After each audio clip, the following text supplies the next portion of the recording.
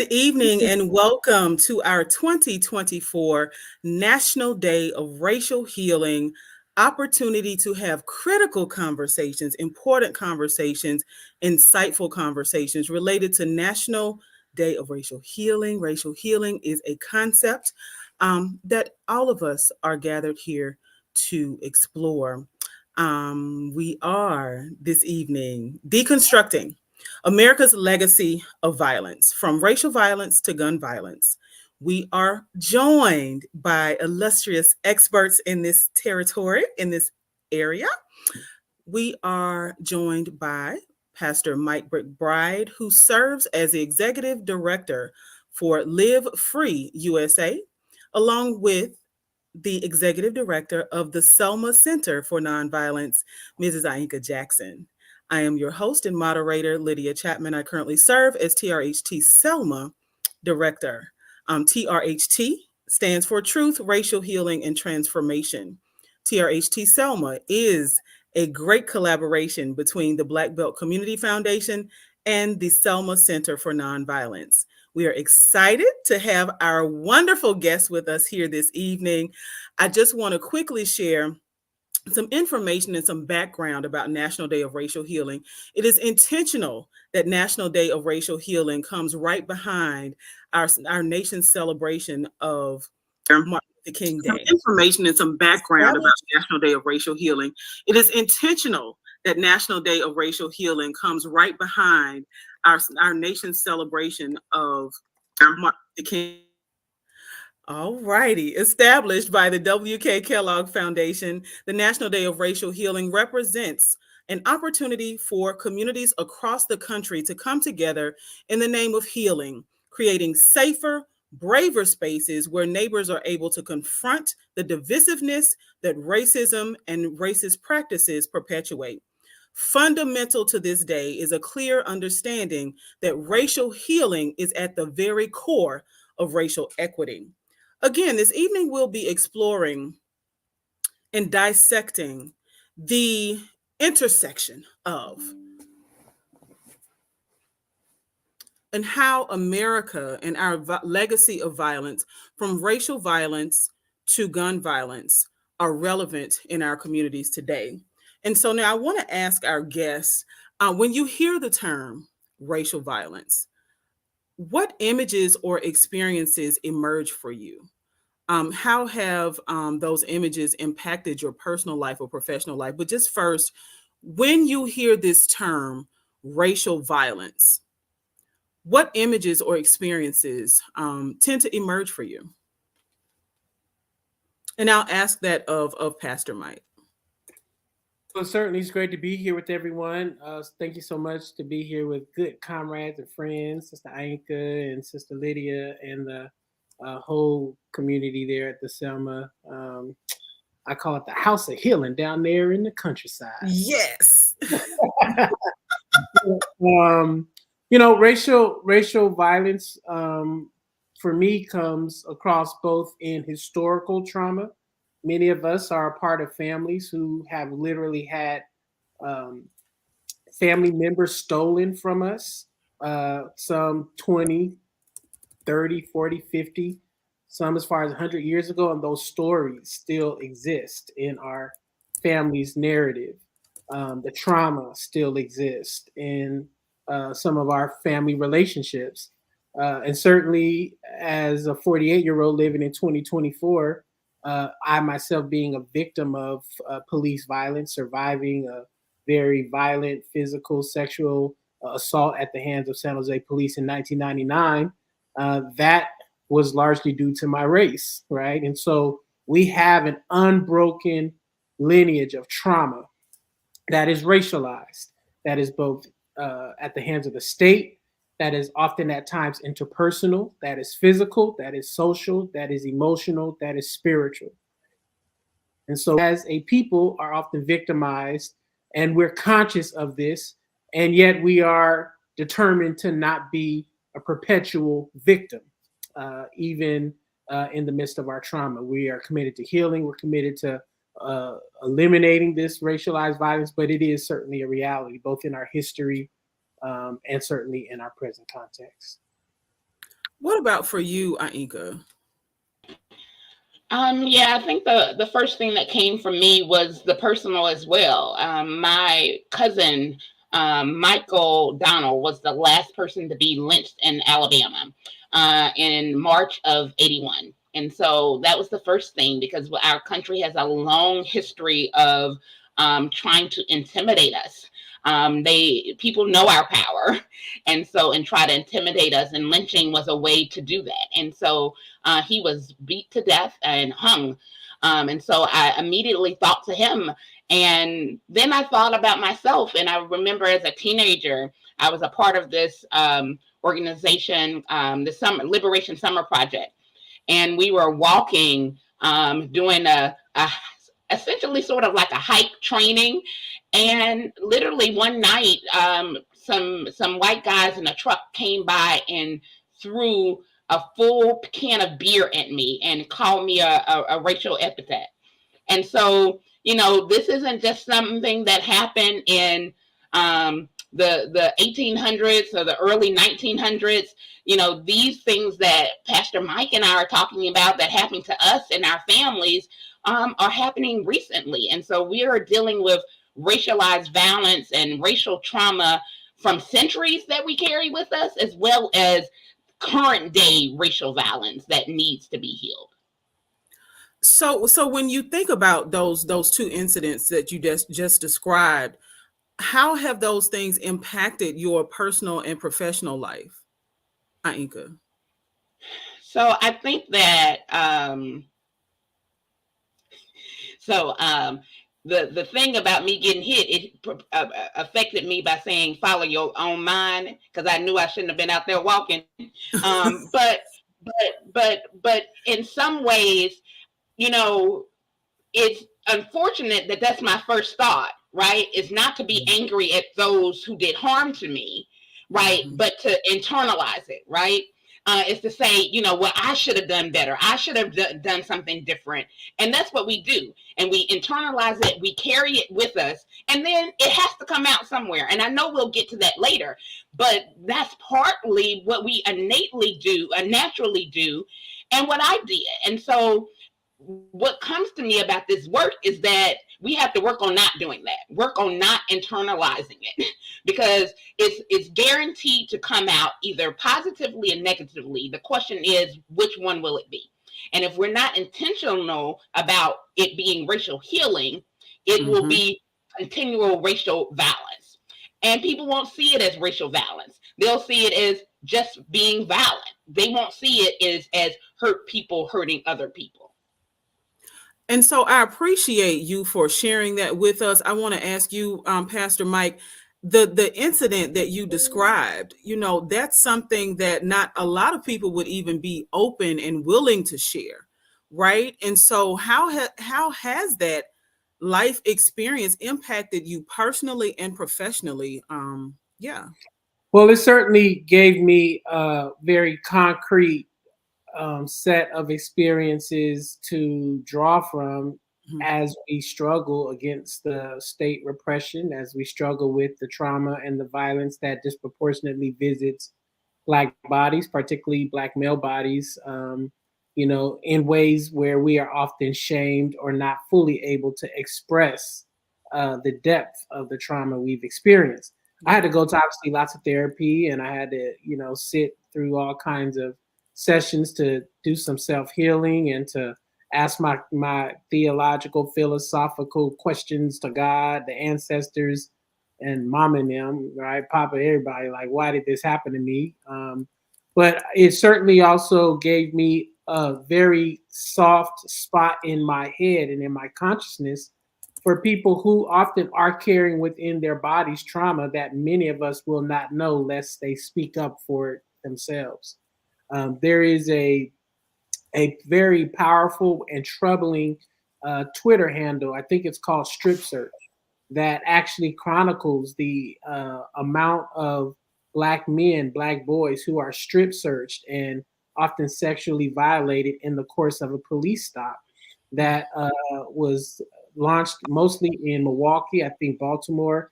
So in this particular Twitter feed that I discovered maybe a year or so ago, you just see a number of black men disclosing that in the course of their arrest, in the course of their detaining, they themselves are literally exposed to a level of bodily trauma that it literally causes them to be filled with rage. And so, to Ainka's point, if you don't process that rage, if you don't process that anger, fear, and pain, then rather than pushing back or going back against the system or the individuals who did that to you, that trauma, anger, fear, and pain will be meted out to those who are closest proximally to you, and that is, I think, a part of what causes the violence interpersonally, whether it's intimate partner violence, whether it's interpersonal violence, whether it's self harm. It is the unprocessed anger, fear, pain that often happens to us by the state.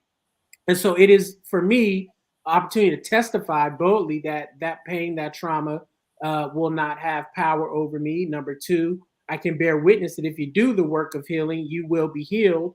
And number three, you can turn that pain into purpose to actually dismantle the systems that keep unleashing this trauma, pain, and fear in our communities.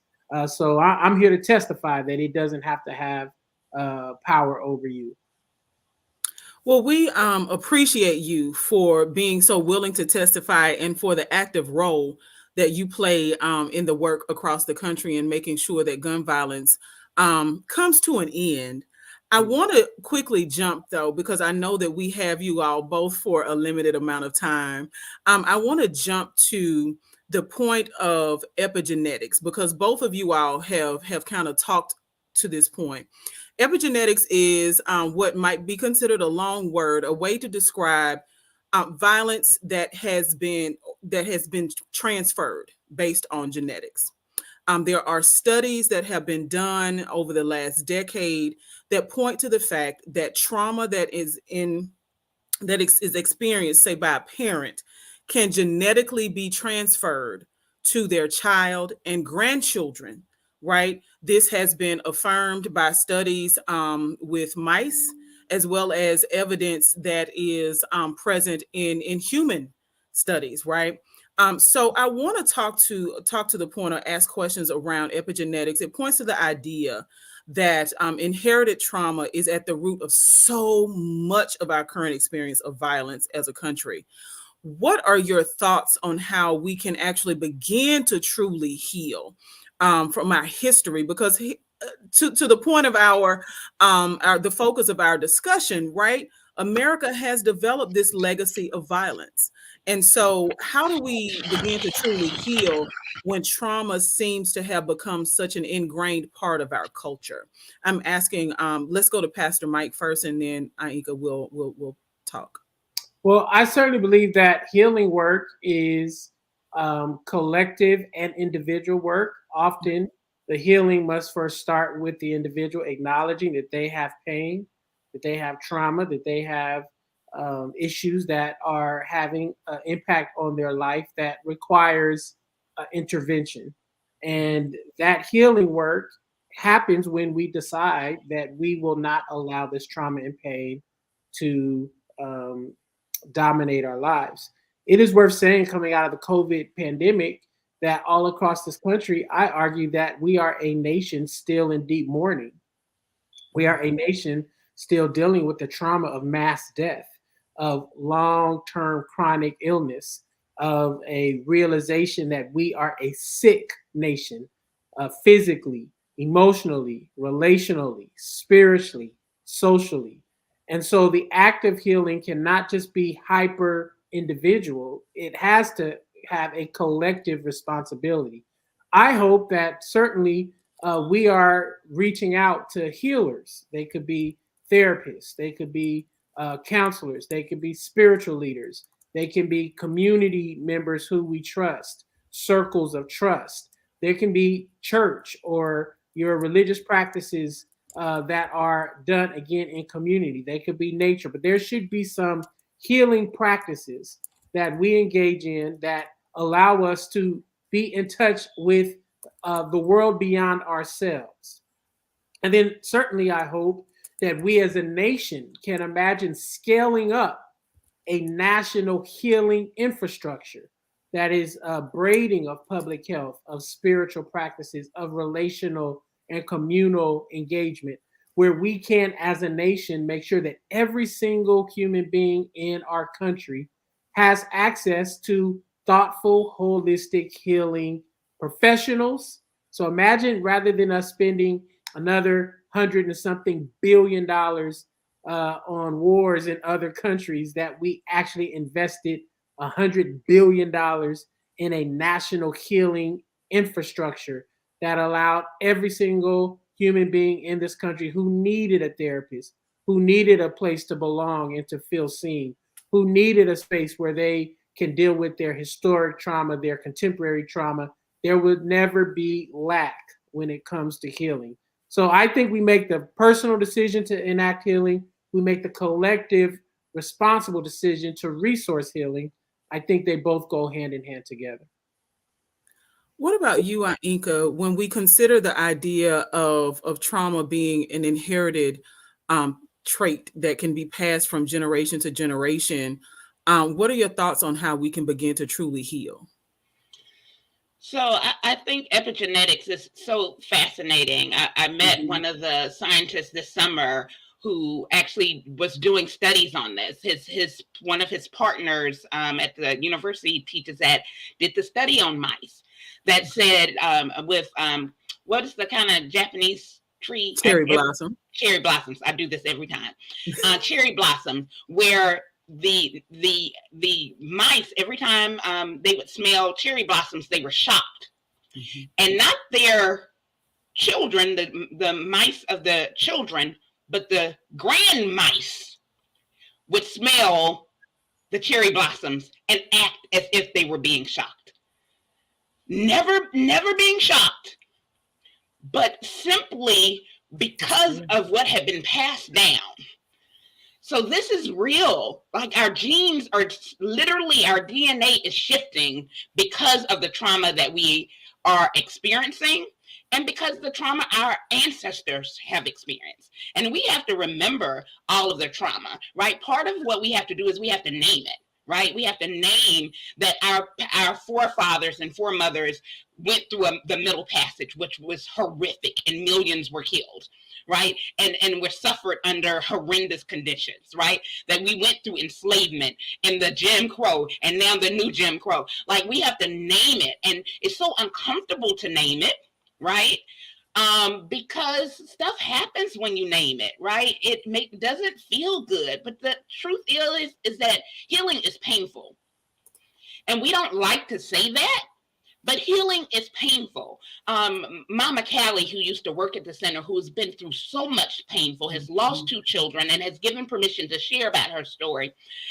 She talks about the necessity of to get moved through the pain. And she talks about when burn victims, you have to scrub them so that they won't set up infection, because otherwise it's going to be worse. So it's painful, but the pain is worse if you don't deal with it. And so in this country, we don't want to go through the pain. So we do this like long-term, but low-grade pain instead of having some intense pain for a shorter period. My dad calls it the toothache theory, right? You avoid going to the dentist because you don't want some intense pain for a short period. So you're just in pain forever, right? So we got to deal with the fact that we have to name it, and we have to be prepared that there's going to be some uncomfortableness. We have to get comfortable with being uncomfortable. So I feel like that's a big piece of it. We have to name it and get comfortable with being uncomfortable. I think that the other piece is that being aware in your own body, right? So much, and this is a part of not running too, right? Before I started practicing meditation, I didn't want to be unaware, because when I first started being aware, I was like, I started noticing pain that I didn't notice before. And I was like, well, it's better than I noticed. And someone was like, but you can't fix or heal what you don't know exists. I was like, oh, that is true. And so that awareness, our theory of change with TRHT actually says that for transformation to occur, there must be consistent, ongoing awareness, right? That's how it starts. It starts with being aware. And so then you can move to action. And we talk about it being systemic on a personal, cultural, and institutional level. And so I think that these systemic things that dealing with healing and harm on a personal, cultural, and institutional level, so often now in here, so often we talk about changes being systemic, but we really mean institutional, which is problematic because we won't ever get to healing and transformation if we don't deal with the fullness of it. And so I really appreciate Pastor Mike talking about the personal, because people make up institutions. And culture influences institutions. And so if we don't do the personal, the cultural, and institutional, we won't ever heal all of it. And so we really have to work on all three levels in order for transformation to occur, in order for that racial healing to occur. So now, since we see that scientific data related to epigenetics or the trauma being passed from generation to generation through DNA, it can affect our ability to heal. You all have spoken to the importance of us being able to move along a path towards healing, so that we don't start to bleed on people, right? To just have that acute period of pain, let's root it out so that we can truly begin to heal as a country. How do you believe inherited trauma is impacting the prevalence of gun violence in our country? I'll ask Pastor Mike first. Well, can you imagine that if you have been a victim of gun violence, that you have literally had hot metal that has come through your body and burned your flesh, has left holes, visible markings. Just imagine how your own sense of safety, your own sense of well-being, your own sense of relationships have just been shattered. Of course, it would have an impact then on how you interact with other human beings. You have post-traumatic stress disorder, I'm almost certain. You have physical therapy that you have to endure. And so you have a sense of safety that has just been shattered. Imagine on top of that, you're living in a community where the sounds of this violence are perpetual. So not only have you been victimized, but now you're being reminded regularly that these same objects of hot metal that have burned through your flesh are still flying around. And perhaps the person who victimized you, you may even know who that person is. They may be in your community, your neighborhood. Unfortunately, at times they may be a part of your extended family or perhaps your nuclear family. All of this adds up to a certain kind of vulnerability, a certain kind of distrust, a certain kind of skepticism, a certain kind of rational fear that can become irrational, a certain kind of rational anger that can become irrational, a certain kind of pain that is irrational, right? And so there is, I think, a really important reality that a lot of the young men and unfortunately increasingly women in our communities are being victimized by these series of violent encounters, and virtually no one is intervening to ensure that their sense of safety is restored. And so perhaps what we need to keep telling ourselves is many of our community members are suffering from a lack of security. They have no sense of what it means to be safe. And so in response, they then turn to the very weapon that took their safety so they can have a false sense of safety. And then it compounds itself into continuous circular retaliatory trauma. What I hope is that we can obviously intervene the violent cycles either before, during, or even after these encounters happen. And we can describe and make as concrete for our loved ones the pathway to nonviolence, to peace, to safety and security in a way that is as compelling as the very concrete struggles and realities they are having caught in the violent cycle. And so this violence that we are often besieged by in too many of our communities must be reimagined or expanded to be understood as a public health crisis, not just one of being a criminal, punitive response or crisis, but one that is about healing, prevention, intervention, and certainly restoring peace and security to our communities. Well, I'm excited to hear you say that you think that we need to view it through a health lens, because this is truly a crisis. It is an epidemic. Um, and I want to hear from Ainka, from Mrs. Jackson, if you don't mind sharing with us what your thoughts are when it comes to our ability to heal, right? We talked about epigenetics being connected to our ability to heal, but how do you believe that inherited trauma is impacting the prevalence of gun violence in our country?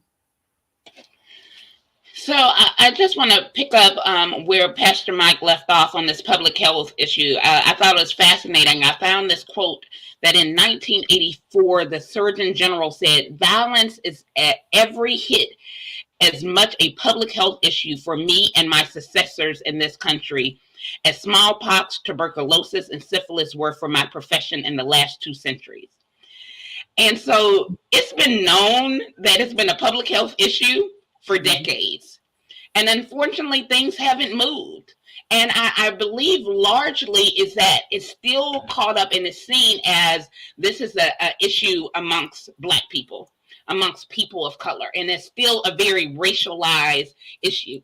And I think that it's further problematic because when you have we have to see this in the context of a larger racialized system, because if I get shot and I have this metal within me, the people I'm told to who could perhaps protect me, right?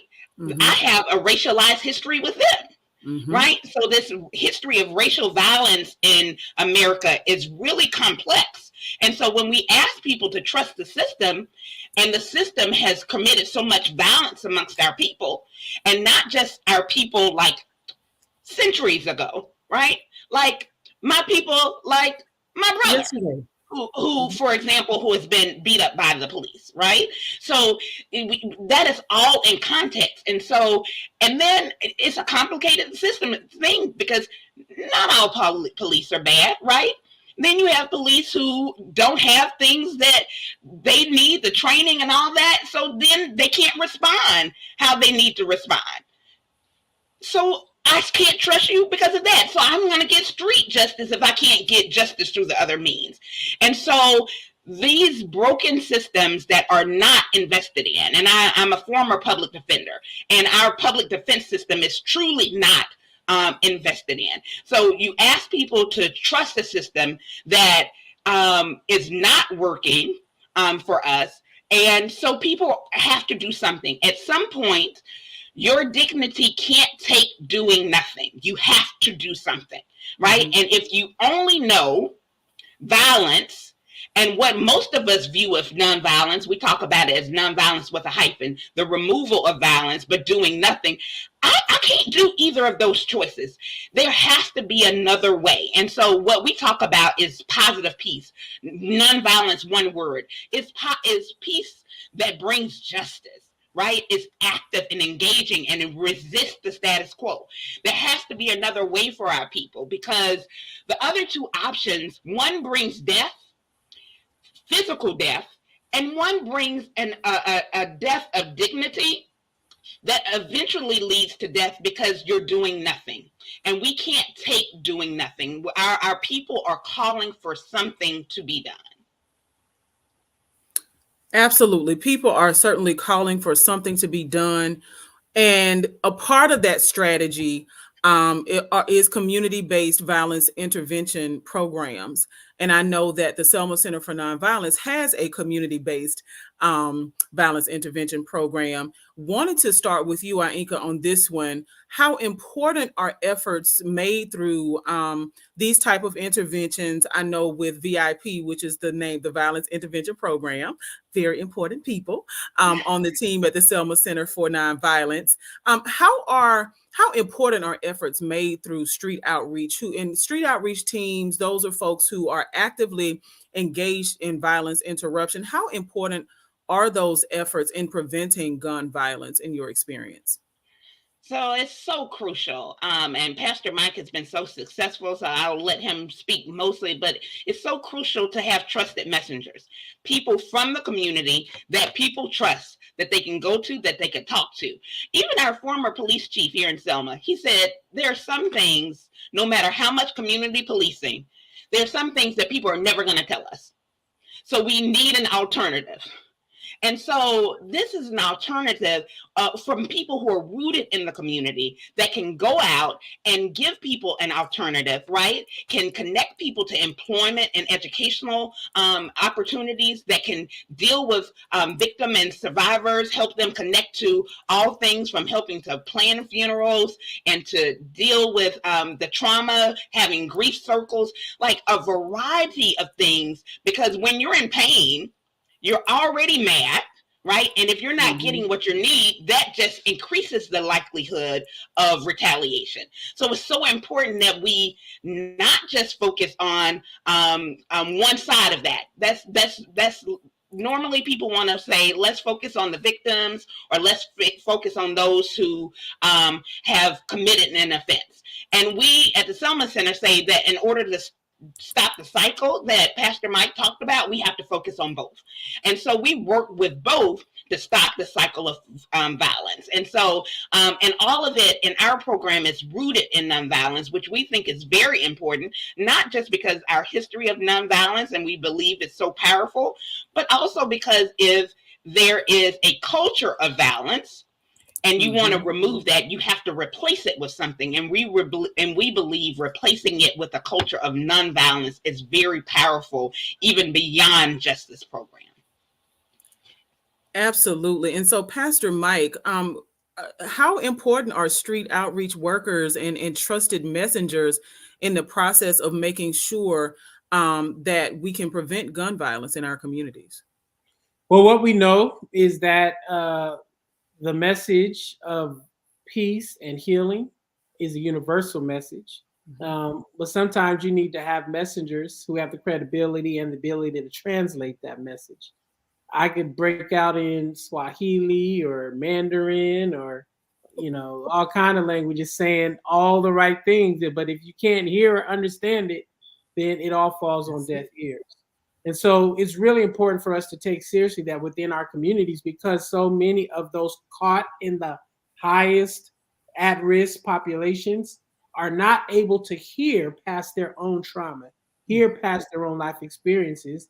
Me, with all of my good intentions, may not be the best messenger to spread this message of violence, to engage this individual with healing. But I can perhaps train, or I can perhaps fund, or I can perhaps empower individuals who are the closest to being shot or shooting with the kind of tools they need to literally be their own community's messenger of healing and peace. And so credible messengers, violence interrupters, violence intervention specialists, all of these intervention personnel are so critical. We must respect their profession as a skilled practitioner, which just to say they should have a livable wage with benefits. They should have a professional development track. They should have regular ongoing training so they can perfect their craft of being a peacemaker, a healer, an intervention specialist.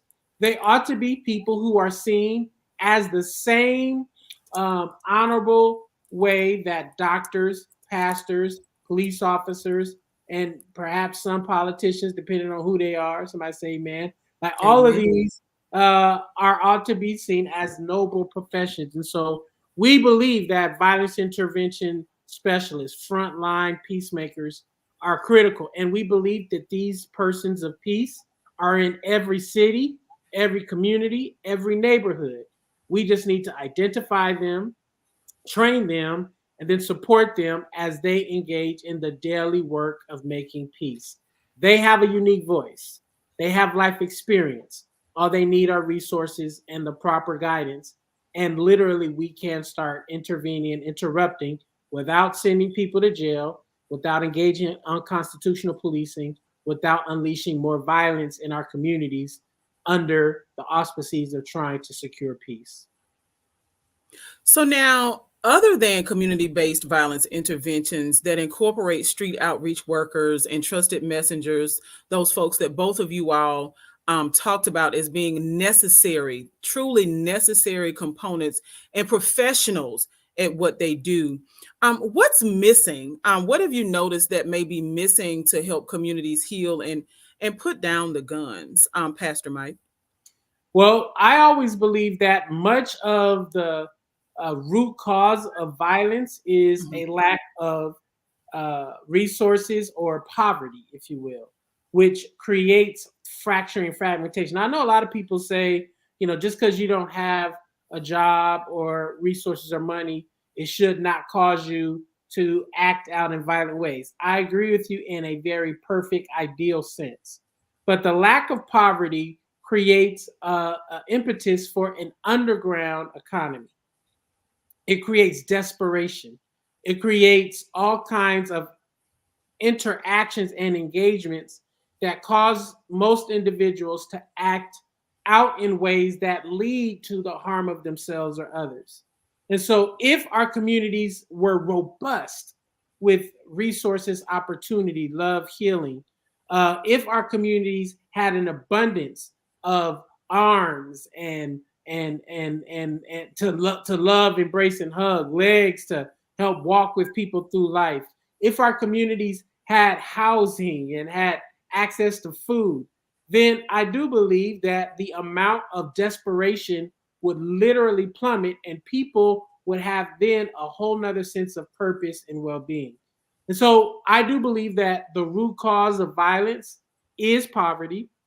And yet, because we live in a capitalistic society, we can't wait for the long term solutions, unfortunately, to poverty to stop these acts from happening. So, this public health strategy is a proven way to do both at the same time: intervene, interrupt, heal, while we engage in the work of creating a community of abundance where every need is met, every life is valued, every opportunity is realized. That is the work we must do both at the same time. And Awesome. What this about issue, yeah, this issue of poverty is so right on point, Pastor Mike. Mhm. Gandhi, in fact, said that violence, poverty was the worst form of violence. And many people may be like, well, why is poverty a form of violence? Like, where does that fit in? And at the center, we talk about three major types of violence that we work on: racial, physical, and economic violence, which is poverty. And so I wanted to read this definition of poverty, of violence, from the Center for Disease Control. This is what they say that violence is, and see how it connects to you all about poverty and the economy. It says violence is the threat or the actual use of power against an individual, group, or community that either results in or has the high likelihood of resulting in injury, death, or deprivation. What I heard Pastor Mike talk about was resulting in injury, death, or deprivation. That's what poverty does to people. What we talk about is anything that that degrades people, anything that dehumanizes people is violent, and poverty does that. And this is so key because even Department of Justice statistics, we want to make it about urban versus rural. We want to make it about black versus white. Mhm. But the statistics really show that if you adjust all of those things, black and white about equal, rural, urban about equal, poverty is what makes the difference. And so if we really want to stop violence, physical violence in this country, we will stop economic violence. The problem is I don't know if we're really committed to stopping economic violence, right? Because that is at the heart of this issue, is that we have a long history of country in this country, and we see it in enslavement, right? So when we're deconstructing violence in this country, when you see enslavement, you see both. You see the physical violence as well as the economic violence all wrapped together, and that continues to play out through centuries. And with gun violence, it continues to play out. And so if we want to deal with one, we ultimately need to deal with the other. And so, for example, I'm so excited. I know you're the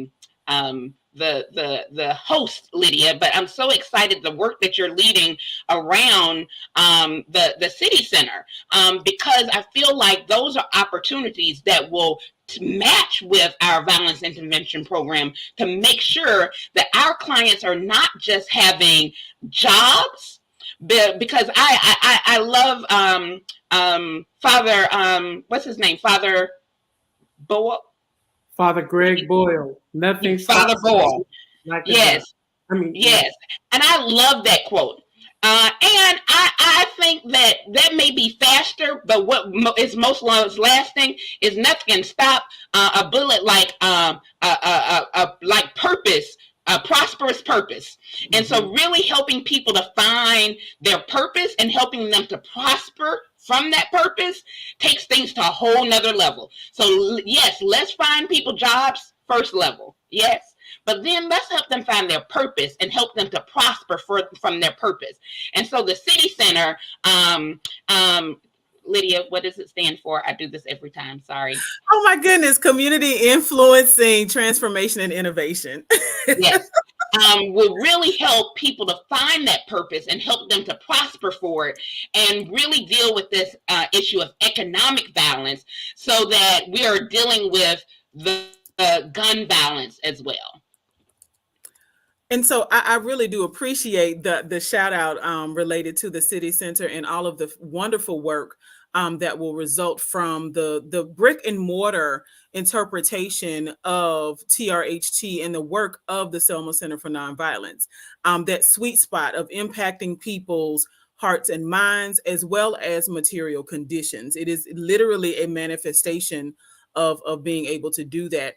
And so when we think about, and I think I want to delve a little bit deeper into this idea of economic disparities and the systemic exclusion of Black folks being considered economic violence, because I still think that there may be some folks who are watching who are not quite bought into the idea that the economy can be violent. So can you both speak to, and I'll start with Ainka and then Pastor Mike, some examples of how Black folks have been excluded from economic opportunity recently, right? Let's talk about, some things that people may be able to point to that may have been in the news, maybe not, but things that have been happening that can help us connect the dots between economic depravity and the lack of opportunity among Black folks and how poverty is impacting our community. So if I can, before we go to current, if we could go to history, because it's all rooted, right? Okay. So yes, we have stuff happening now, and yes, we had stuff like redlining that profoundly connected our communities, but the effect of enslavement has been so long lasting, and not just for Black people.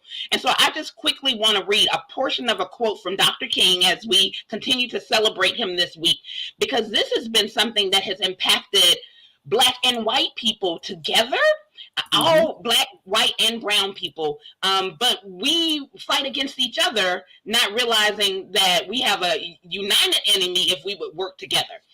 And he was, in his book, Why We Can't Wait, he's asking that a GI Bill for the disadvantaged be formed. And he says, while Negroes form the vast majority of America's disadvantage, there are millions of white poor who would also benefit from such a bill. The moral justification for special measures for Negroes is rooted in the robberies inherent in the institution of slavery. Many poor whites, however, were the derivative victims of slavery. As long as labor was cheapened by the involuntary servitude of the black man, the freedom of white labor, especially in the South, was little more than a myth. It was free only to bargain from the depressed base imposed by slavery upon the whole labor market. Nor did this derivative bondage end when formal slavery gave way to the de facto slavery of discrimination. To this day, the white poor also suffer deprivation and the humiliation of poverty if not of color. They are chained by the weight of discrimination, though its badge of degradation does not mark them. It corrupts their lives, frustrates their opportunities, and withers their education. In one sense, it is more evil for them because it has confused so many by prejudice that they have supported their own oppressors. Wow. I'll let Pastor Mike bring it up to date, but I think Dr. King said it all, connecting the history that it is rooted in enslavement. It comes through then, and it's present day. Yeah, it certainly is not a new challenge. It's not a new reality. It is, though, a continuous moral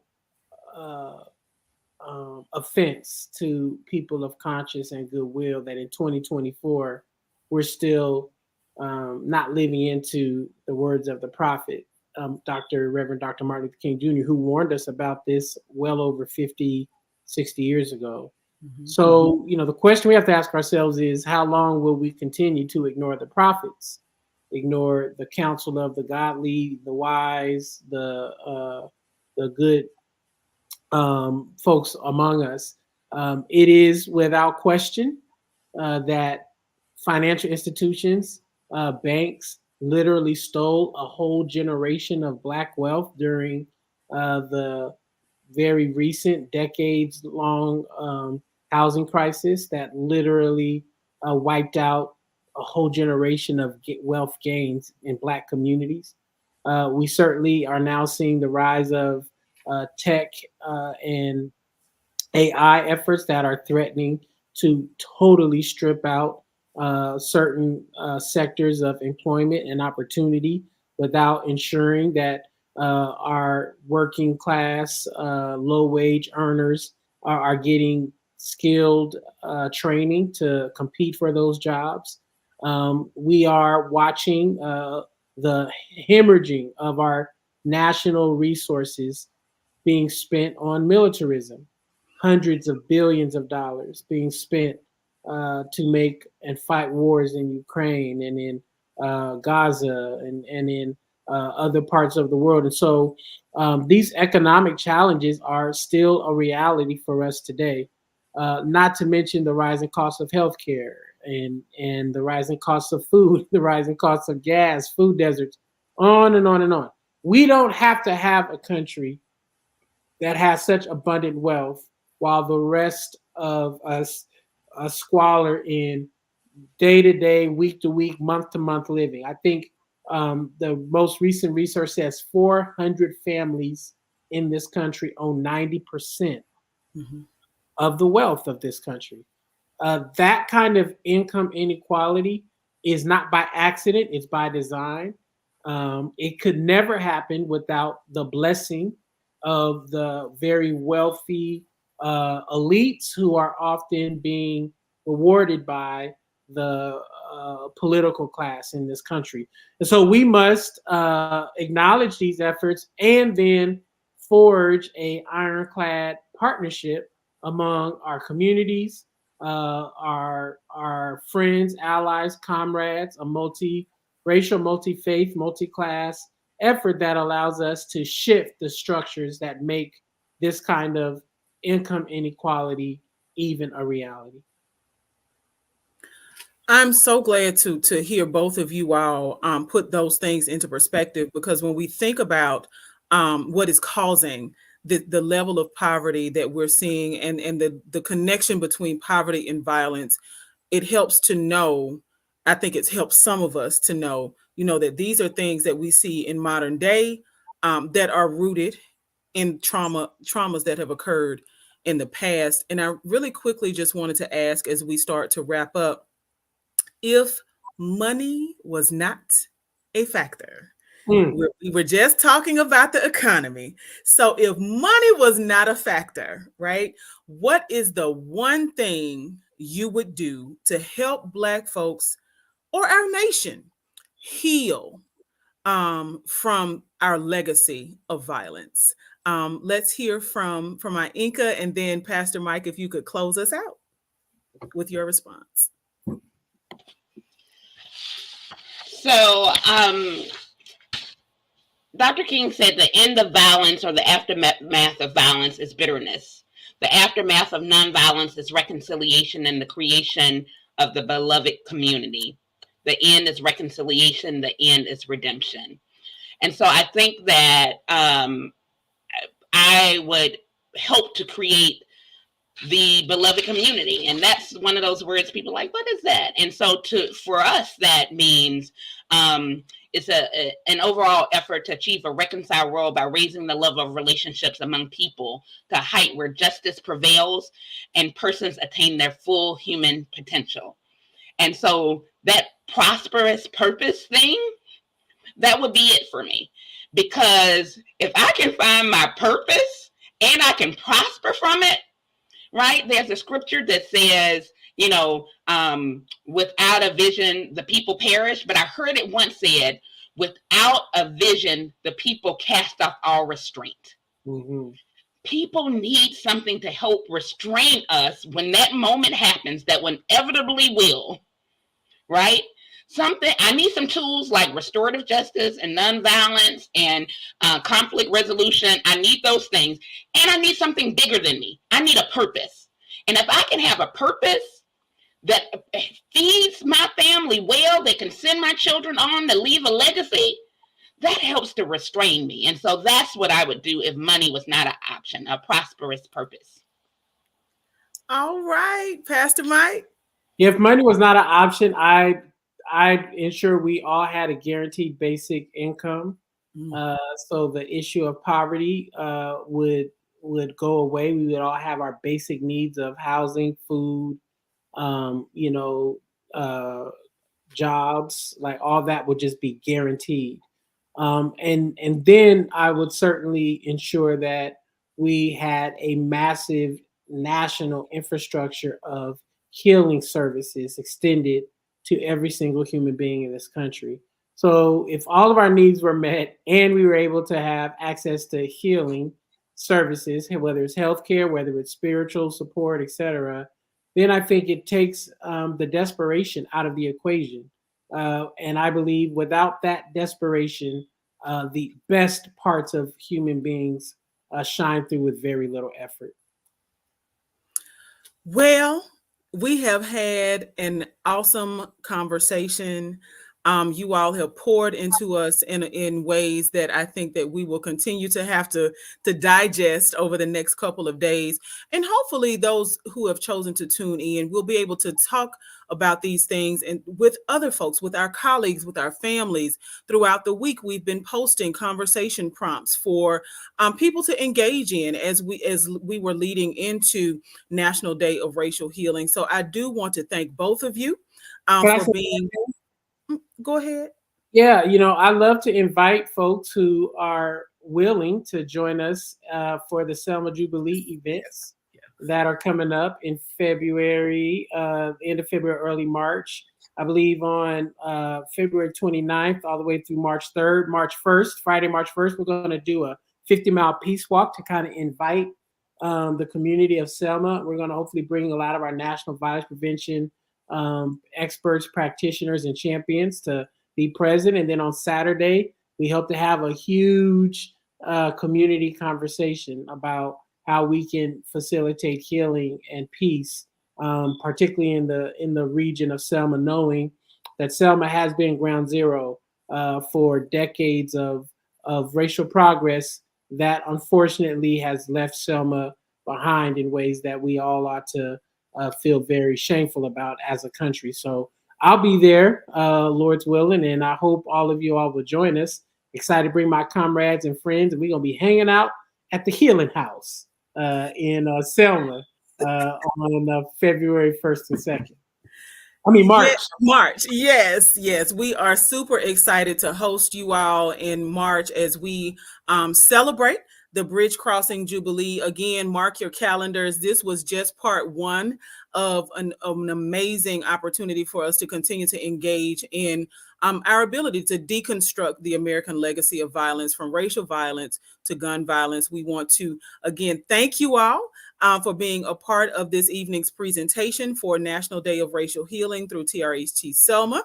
Again, TRHT Selma is a dynamic partnership between the Black Belt Community Foundation and the Selma Center for Nonviolence. Mark your calendars for March. We will be in Selma, Alabama, Bridge Crossing Jubilee. So no matter where you are in the country, tuned in or sharing this video with someone, mark your calendars to join us in Selma, Alabama, Friday, March 1st, Saturday, March 2nd, 2024. We look forward to seeing you in historic city of Selma. Thank you for tuning in. Please like, tag, and share this video and log on to www.trhtselma.org for more information. We thank you so very much. Good night.